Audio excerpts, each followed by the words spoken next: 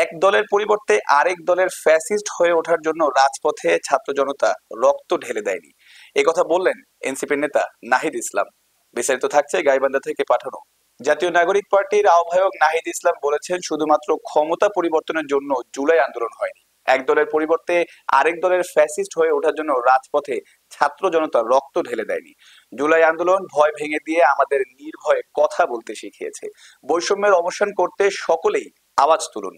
জুলাই গণ অভ্যুত্থানে অংশ নেওয়া মানুষের কথা শুনতে সব জেলায় মাসব্যাপী পদযাত্রা কর্মসূচির উদ্বোধনী অনুষ্ঠানে তিনি এসব কথা বলেন। মঙ্গলবার গাইবান্ধা পৌর পার্কের শহীদ মিনার চত্বরে সমাবেশে নাহিদ ইসলাম আরো বলেন, জুলাই আন্দোলনে নতুন দেশ হয়েছে, কিন্তু দেশ গঠন হয়নি।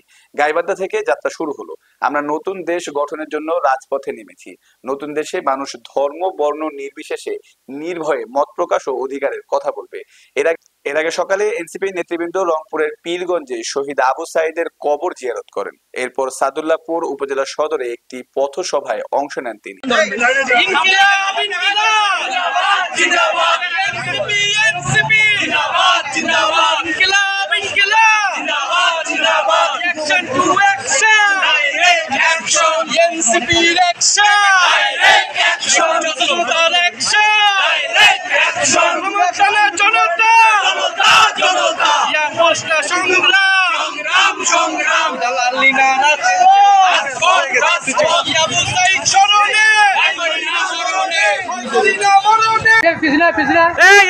সামনে গেলেন কেন?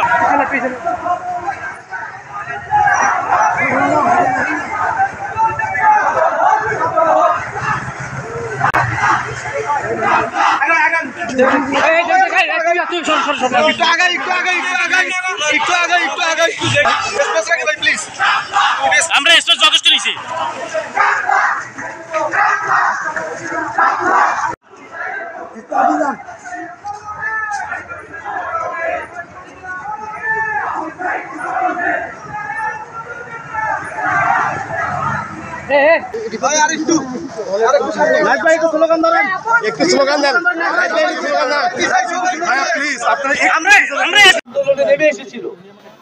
এবং সেই আন্দোলনে যখন খুনি হাসিনার সরকার পুলিশ এবং ছাত্রলীগ দিয়ে দমন পীড়ন চালায়, ছাত্রদের উপরে সাধারণ জনগণের উপরে নির্বিচারে গুলি চালায়, তখন ছাত্র শ্রমিক সাধারণ জনগণ সবাই এক দফার দাবিতে রাজপথে নেমে এসেছিল। আমরা জানি গাইবান্ধার 6 জনেরও অধিক ব্যক্তি শহীদ হয়েছেন এই গণ অভ্যুত্থানে। বাংলাদেশের এই দ্বিতীয় স্বাধীনতার জন্য গাইবান্ধাবাসীর এই আত্মত্যাগ বাংলাদেশের মানুষ, জাতীয় নাগরিক পার্টি চিরকাল ধরে মনে রাখবে, শ্রদ্ধার সাথে স্মরণ করবে সেই সকল শহীদদের।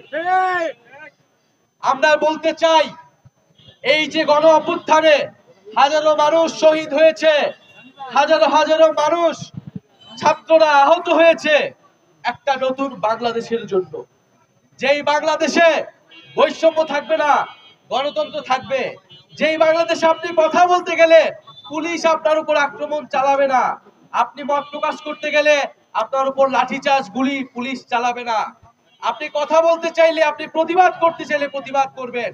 জুলাই গণ অভ্যুত্থান সেই প্রতিবাদ শিখিয়েছে আমাদের।